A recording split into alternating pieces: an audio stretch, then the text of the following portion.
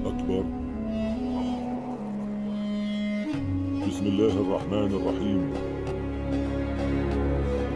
لا إله إلا هو الملك القدوس السلام المؤمن المهيمن، وأشهد أن عيسى ابن مريم روح الله وكلمته ألقاها إلى مريم البتول الطيبة.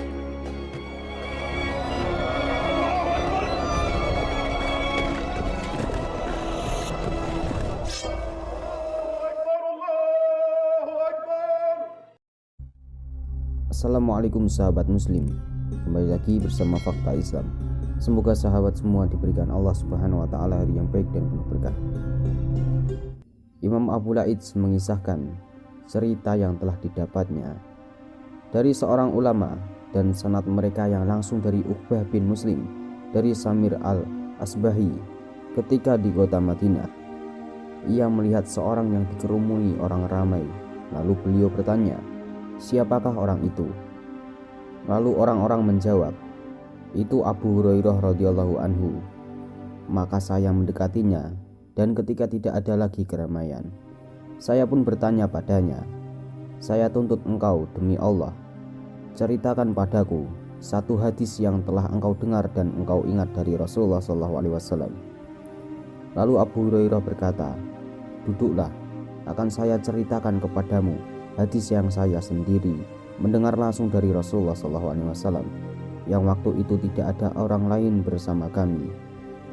Kemudian Abu Hurairah menarik nafas panjang, lalu pingsan.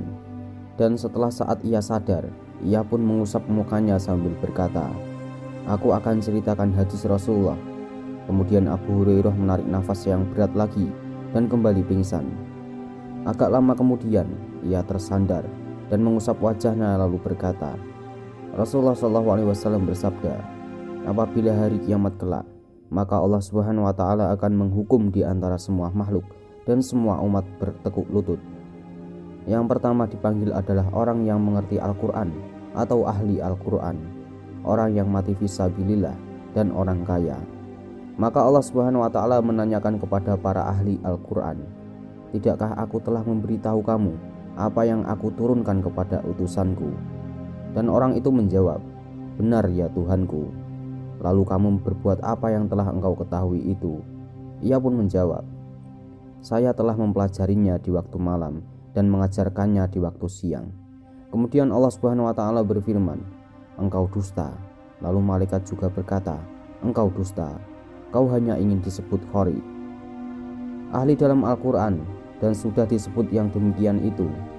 Dan kemudian dipanggillah orang kaya dan ditanya, engkau berbuat apa terhadap harta yang aku berikan kepadamu? Lalu ia menjawab, saya telah menggunakan untuk membantu kaum keluarga dan bersedekah. Dan Allah berfirman, engkau dusta. Malaikat pun juga berkata, engkau dusta. Kau berbuat begitu hanya karena ingin disebut sebagai seorang dermawan dan sudah terkenal. Kemudian Allah Subhanahu wa Ta'ala mendatangkan orang yang berjihad fisabilillah. Kemudian ditanya, kenapa engkau terbunuh? Ia pun menjawab, saya telah berperang untuk menegakkan agamamu sehingga terbunuh. Lalu Allah Subhanahu wa Ta'ala berfirman, engkau dusta. Malaikat juga ikut berkata, engkau dusta. Kau hanya ingin disebut sebagai pahlawan yang gagah berani dan sudah disebut demikian. Dan kemudian Nabi Muhammad SAW memukul lututku sambil bersabda, wahai Abu Hurairah, ketiga orang itulah yang pertama kali dibakar dalam api neraka pada hari kiamat. Kemudian kabar itu sampai kepada Muawiyah, maka ia menangis dan berkata, sungguh benar firman Allah dan sabda Rasulullah.